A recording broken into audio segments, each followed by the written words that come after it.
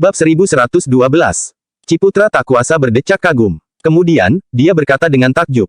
Tuan Wira, kamu hebat sekali. Dekorasi tempat ini seperti dunia kayangan saja, aku sampai nggak bisa berkata-kata.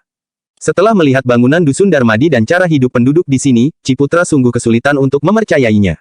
Bagaimana bisa Wira memikirkan ide seperti ini? Benar-benar jenius berbakat. Istana sekalipun kalah dengan desain tempat ini. Kak Ciputra, kenapa kamu mencariku hari ini? Tanya Wira dengan penasaran setelah mempersilakan Ciputra dan Farel duduk. Pertanyaan ini seketika membuat Ciputra tersadar dari keterkejutannya. Dengan senyuman di wajah, dia segera memperkenalkan. Tuan Wira, aku mencarimu untuk memberimu hadiah. Ciputra menunjuk seekor kuda sambil meneruskan dengan sungkan. Ini adalah kuda Vergana yang kupesankan untukmu. Kuda ini bisa menempuh perjalanan panjang. Kemudian, nada bicara Ciputra menjadi agak canggung. Dia merendahkan suaranya saat melanjutkan. Hehe, semoga Tuan Wira menyukainya. Bagaimanapun, kudaku ini nggak bisa dibandingkan dengan barang-barangmu yang ada di sini. Wira pun tersenyum seraya melambaikan tangannya dan menimpali. Kuda Vergana memang kuda bagus. Terima kasih, Kak Ciputra. Wira mengambil tali kuda itu, lalu mengikatkannya di pintu. Dia berkata dengan sopan. Karena kalian sudah datang, gimana kalau kita makan bersama? Boleh saja, terima kasih atas ajakannya, sahut Ciputra. Dia memang ingin mendekatkan diri dengan Wira sehingga buru-buru mengangguk dan mengiyakan. Keduanya mengikuti Wira ke halaman belakang. Dalam sekejap, semua makanan telah dihidangkan. Begitu mencium aroma wangi itu, Ciputra pun agak terkejut. Dia menarik napas dalam-dalam, merasa dirinya tidak pernah mencium aroma masakan sewangi ini. Ciputra bergegas duduk di samping meja makan, lalu mengintip dengan penasaran. Dia mendapati sebuah panci aneh dengan minyak merah di dalamnya. Sementara itu, di sekelilingnya terdapat piring dengan aneka sayuran, daging, dan bakso. Ciputra tampak terkejut. Dia bertanya dengan penasaran. Tuan Wira, hidangan apa ini? Ini namanya hotpot. Setelah mendidih, tinggal masukkan sayuran dan daging. Setelah matang, kita bisa langsung memakannya, jelas Wira seraya tersenyum. Wira mengambil sebuah gulungan daging, lalu memasukkannya ke panci untuk ditunjukkan kepada Ciputra. Ciputra pun tampak takjub. Dia mengambil peralatan makan dari tangan Wira, lalu meniru tindakan Wira barusan dan mulai makan. Saat berikutnya, mata Ciputra sontak berbinar-binar. Dia mengangguk dengan penuh semangat sambil memuji. Rasanya enak sekali. Tuan Wira, kamu memang cerdas. Wira terkekeh-kekeh dan menyahut, jangan terburu-buru memuji, masih ada yang lebih enak nanti. Masih ada. Ciputra tak kuasa menelan air liurnya. Dia merasa perjalanannya ini tidak sia-sia karena dapat makan enak. Tidak berselang lama, barbeku dihidangkan ke meja, juga ada daging panggang. Aromanya sungguh semerbak. Jantung Ciputra sontak berdetak kencang saat melihat daging yang ditusuk dengan bambu panjang. Mengapa benda ini terlihat sangat berbahaya seperti senjata rahasia? Namun, Wira mengambilnya dan menyodorkannya kepada Ciputra sembari tersenyum. Dia berkata, ini namanya barbeku, ayo dicoba. Bab 1113. Ciputra memandang tusuk bambu tersebut dengan ekspresi ragu. Berbahaya, ini terlalu berbahaya. Namun, Farel yang duduk di sampingnya terlihat begitu santai. Dia sudah pernah memakan barbeku sehingga tidak merasa aneh lagi. Tanpa ragu sedikit pun, dia langsung mengambilnya dan mulai makan. Melihat ini, Ciputra baru melonggarkannya dan melahap barbeku tersebut. Wah, lezat sekali. Ciputra tak kuasa memuji setelah memakannya. Senyuman memenuhi wajahnya. Dia menatap Wira, lalu terkekeh-kekeh dan berkata. Hehe, Tuan Wira, bakatmu ini benar-benar langka. Kami sekeluarga benar-benar beruntung karena bisa mengenalmu. Haha, pujianmu sudah berlebihan, Kak, sahut Wira yang menatap Ciputra dan menyerahkan sebuah paket kepadanya. Apa ini? Tanya Ciputra dengan penasaran. Kemudian, dia menemukan beberapa barang berbentuk kubus kecil yang dibungkus dengan kertas minyak.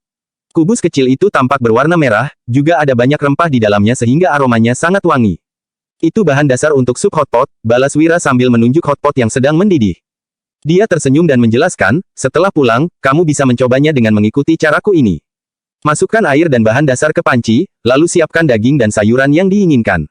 Setelah mendidih, kalian sudah boleh mulai makan. Ciputra mendengarkan dengan saksama. Kemudian, dia segera menyerahkan bahan dasar itu kepada Farel dan berucap dengan sopan. Tuan Wira, terima kasih banyak. Hehe, sama-sama, nggak perlu sesungkan ini. Wira menyodorkan arak seraya meneruskan. Anggap saja ini balasan hadiah dari kuda Vergana itu. Begitu mendengarnya, jantung Ciputra sontak berdetak kencang. Balasan, apa maksudnya? Jangan-jangan, Wira tidak ingin berutang budi pada orang lain sehingga sengaja menyiapkan hadiah ini. Wira sangat cerdas, dia seharusnya sudah bisa menebak tujuan kedatangan mereka hari ini, kan? Ciputra makin kehilangan kepercayaan diri setelah memikirkan ini. Dia tidak makan lagi, melainkan meletakkan peralatan makannya dan bertatapan dengan Farel. Farel pun berhenti makan. Sama seperti kakaknya, dia juga menatap Wira lekat-lekat. Melihat situasi ini, Wira segera bertanya dengan penasaran. Kenapa kalian nggak makan lagi? Nggak cocok dengan selera kalian, ya? Nggak kok, justru rasanya sangat enak. Ciputra tersenyum, lalu menatap Wira dengan serius sambil meneruskan dengan sungguh-sungguh. Tuan Wira, sebenarnya kami datang karena ingin membahas hal penting denganmu. Begitu mendengarnya, Wira langsung bertanya balik. Oh, ada masalah penting apa? Bab 1114. Wira tahu bahwa anggota keluarga Barus pasti datang dengan tujuan tertentu, apalagi dia sudah bisa menebaknya. Itu sebabnya, Wira sangat waspada tanpa merasa khawatir dalam hatinya, apalagi kebingungan. Ciputra memandang Wira, lalu mengambil napas dalam-dalam sebelum berkata. Tuan Wira, keluarga Barus berharap kamu bisa turun dari gunung dan mengabdi pada kerajaan Beluana. Ucapan ini dilontarkan secara tegas. Jelas, Ciputra benar-benar berharap bahwa Wira dapat mengabdi pada kerajaan Beluana. Bagaimanapun, kemampuan dan bakat pemuda ini dikenal di seluruh dunia. Ciputra menambahkan. Tuan Wira, meskipun keluarga Barus baru saja mendirikan negara, harap percayalah pada tekad kami. Kalau kamu bisa bergabung dengan pemerintah, keluarga Barus pasti akan hidup dan mati bersamamu, juga melindungi keluargamu dari generasi ke generasi. Selain itu, penduduk di Dusun Darmadi juga akan mendapatkan perlakuan istimewa. Kelak, keturunan mereka akan selalu dilindungi dan diperlakukan dengan baik oleh raja.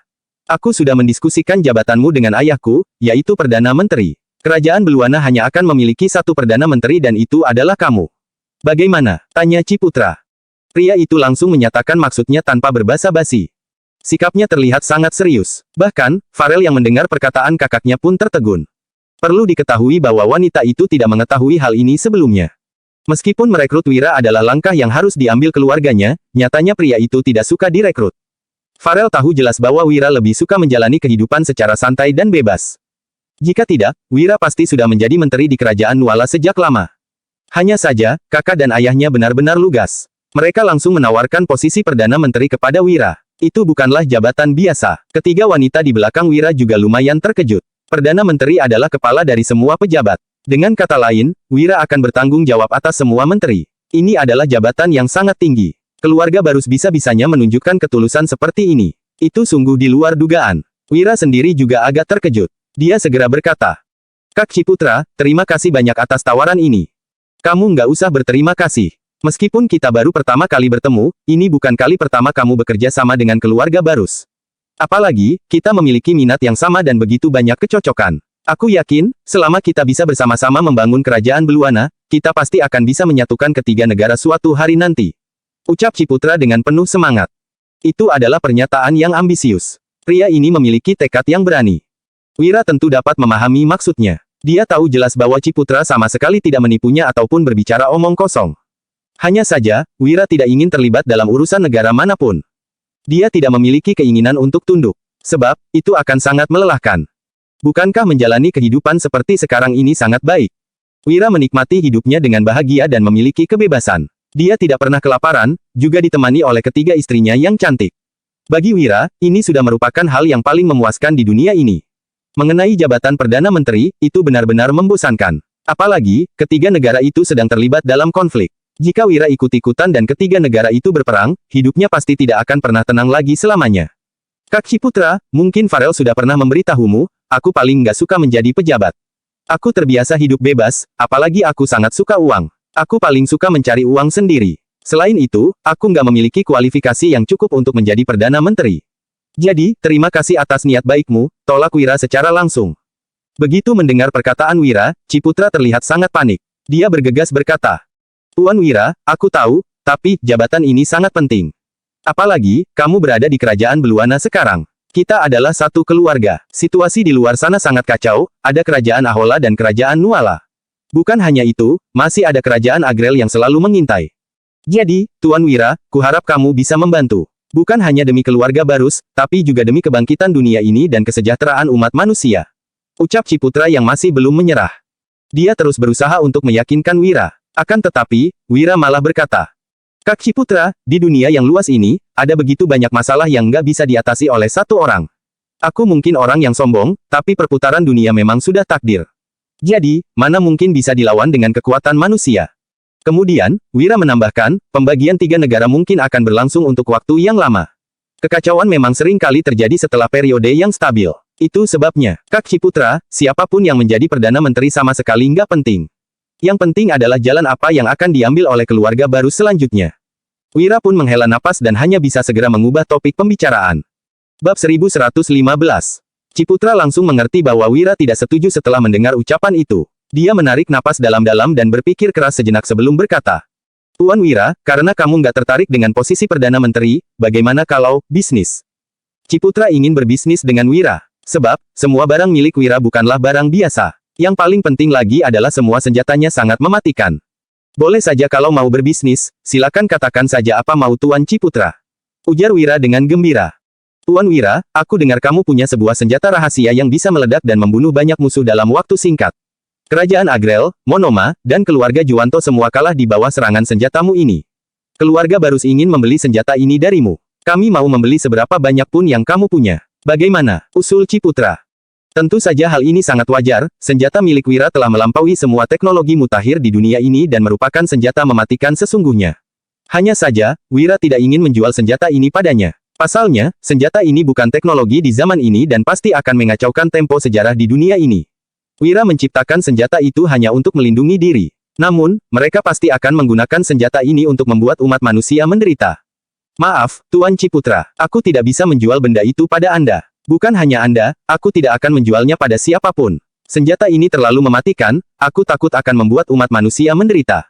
Tenang saja, aku tidak akan menjualnya padamu, tentu juga tidak akan menjualnya pada kerajaan Nuala. Selain itu, aku tidak akan menggunakan senjata ini selama keluarga Barus tidak menyerangku.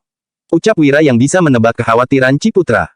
Mendengarnya, Ciputra tentu merasa kecewa. Hal yang paling ingin dilakukannya hari ini adalah mendapatkan benda ini. Selama bisa mendapatkan senjata ini, mereka akan menjadi sangat kuat. Ini adalah kunci terpenting untuk memenangkan peperangan. Kalau begitu, aku juga nggak akan memaksa. Selain benda itu, bagaimana dengan barang dagangan lainnya? Tanya Ciputra tiba-tiba. Gula pasir dan benda lainnya yang dibuat Wira juga sangat terkenal. Wira tersenyum mendengar pertanyaan tersebut. Kalau barang kebutuhan sehari-hari tentu saja boleh bekerja sama. Aku bisa mendirikan toko di berbagai provinsi kerajaan Beluana dan membayar pajak. Ini adalah hal yang sangat wajar, keluarga Barus bisa mengakui barang dagangan Wira dan melindungi bisnisnya, tentu saja membuat Wira sangat praktis. Meskipun, keuntungannya mungkin akan sedikit berkurang. Setidaknya dia bisa lebih mudah dalam merintis bisnisnya, tentu saja ini bukan hal buruk bagi Wira. Mendengar perkataan Wira, Ciputra tentu sangat gembira. Hahaha, Tuan Wira, akhirnya ada kerja sama juga denganmu. Kalau enggak, aku benar-benar frustrasi. Ujar Ciputra sambil tertawa.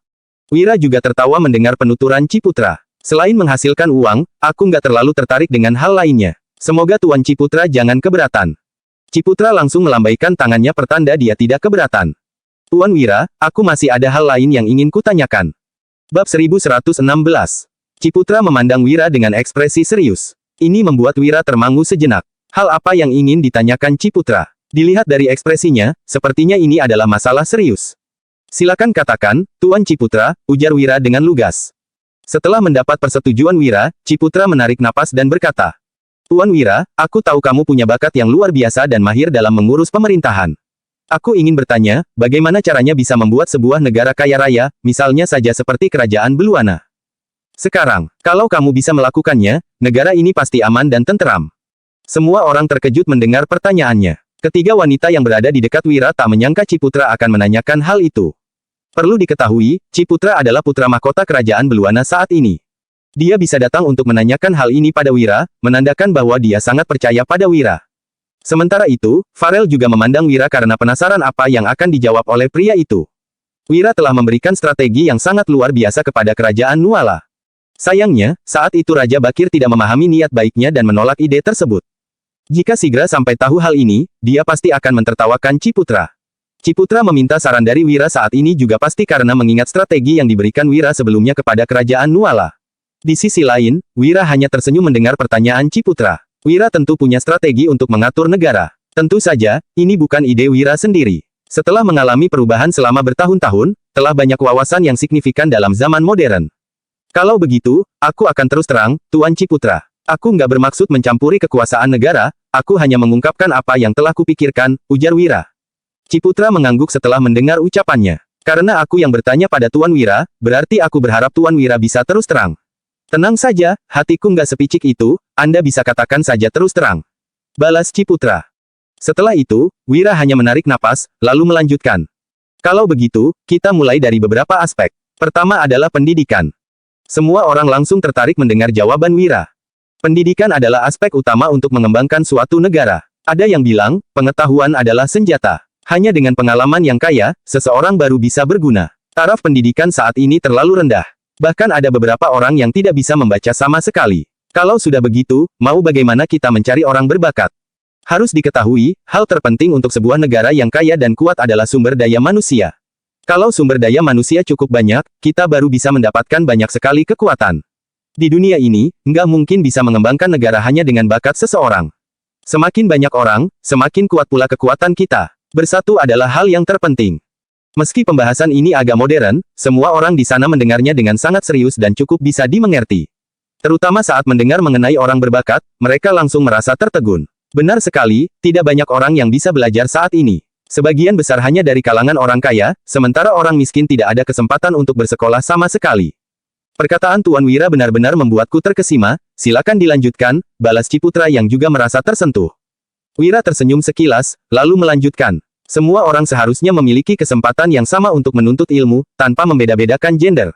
Aku mengerti kalian merasa sulit menerima hal ini. Tapi aku harus ingatkan bahwa, tidak semua pekerjaan bisa dilakukan dengan baik oleh pria. Sebaliknya, ada beberapa pekerjaan yang lebih baik hasilnya kalau dikerjakan oleh wanita. Semua orang tetap tidak bisa mengerti maksud ucapan Wira. Aku berikan contoh saja. Wanita memang lebih lemah, tapi sangat teliti. Misalnya di sini saja, semua arus kas ditangani oleh ketiga istriku. Aku yakin, bahkan kalau aku yang kerjakan semua ini juga hasilnya belum tentu sebaik yang mereka kerjakan. Bab 1117. Aku mengatakan hal ini secara garis besar. Tentu saja, ada juga pria yang sifat alaminya teliti seperti wanita, tapi itu hanya sebagian kecil. Masalah akuntansi ini harus dikerjakan pelan-pelan, tidak bisa diburu waktu. Setelah mendengar contoh yang diberikan Wira, semua orang baru mengerti dan mengangguk. Memang benar yang dikatakannya, wanita memang lebih teliti daripada laki-laki. Yang ingin kukatakan adalah, wanita juga seharusnya bisa menulis dan membaca. Jangan merasa bahwa wanita yang tidak berpendidikan itu lebih loyal dalam rumah tangga. Itu adalah kesalahan besar. Jadi, baik pria maupun wanita harus setara dalam menuntut ilmu. Wanita juga harus bisa membaca dan menulis. Selain itu, pendidikan harus dilakukan secara umum agar semua orang bisa belajar secara gratis. Negara harus mengeluarkan dana untuk mendirikan sekolah dan mempekerjakan guru, agar anak-anak bisa belajar. Tiba saatnya, akan lebih banyak orang yang mengikuti ujian negara dan kita bisa mendapatkan bakat yang paling unggul di antara sekian banyaknya kandidat. Ucapan Wira ini membuat Ciputra tertegun. Kalau benar-benar begitu, bukankah semua orang di negara ini akan berpendidikan? Dengan begitu, memang akan muncul lebih banyak orang berbakat. Perkataan Tuan Wira ini benar-benar seru. Seru Ciputra dengan mata berbinar. Tuan Wira, nasihatmu ini bahkan lebih berwawasan daripada belajar 10 tahun. Bahkan mungkin saja kita tidak akan pernah memikirkan hal ini seumur hidup. Belajar gratis dan pendidikan untuk wanita. Dua hal ini adalah masalah terbesar di zaman ini. Apalagi, butuh biaya besar untuk mewujudkan hal ini. Mendirikan sekolah dan mempekerjakan guru terkenal saja sudah butuh banyak sekali dana. Namun, ini adalah ide yang bagus. Tuan Wira, apakah masih ada ide lain? Mohon, katakan saja. Ciputra berdiri sambil hormat terhadap Wira. Setelah mendengar ide Wira tadi, dia menjadi semakin kagum terhadap pria ini. Wira hanya tersenyum dan melambaikan tangannya. Nggak semua yang kukatakan itu benar, aku hanya merasa pria dan wanita itu seharusnya punya kesempatan yang sama. Sama seperti di Dusun Darmadi ini, semua anak-anak bisa belajar gratis tanpa membeda-bedakan gender. Ciputra semakin tersentuh mendengar penuturan Wira. Ternyata Wira telah menjalankan semua ini sejak dulu. Tuan Wira, mohon nasihatnya lagi, celetuk Ciputra. Wira tersenyum, lalu melanjutkan, sebenarnya aku juga nggak tahu terlalu banyak. Tapi karena kamu ingin mendengarnya, aku katakan satu lagi saja. Yaitu dengan membuka pasar secara luas, menerapkan pengawasan, membuat bisnis berkembang pesat, sehingga setiap orang memiliki kesempatan untuk menghasilkan uang. Ciputra agak bingung mendengar perkataan ini. Dia mengerti tentang membuka pasar secara luas, tapi apa artinya menerapkan pengawasan? Mohon Tuan Wira perjelas lagi. Ujar Ciputra, aku pernah memberi ide kepada kerajaan Nuala. Buka pasar secara luas bisa menambah bisnis dan membuat banyak pedagang lainnya bisa bekerja, baik siang ataupun malam. Tentu saja, di tempat yang ada kepentingan, pasti akan ada kolusi. Hal ini tidak bisa dihindari, oleh karena itu, sangat penting untuk menerapkan pengawasan. Hal ini tidak boleh dikendalikan oleh satu orang, satu keluarga, bahkan beberapa orang atau beberapa keluarga saja. Dengan cara ini, mereka akan menjadi kaya, sementara yang lain menjadi miskin.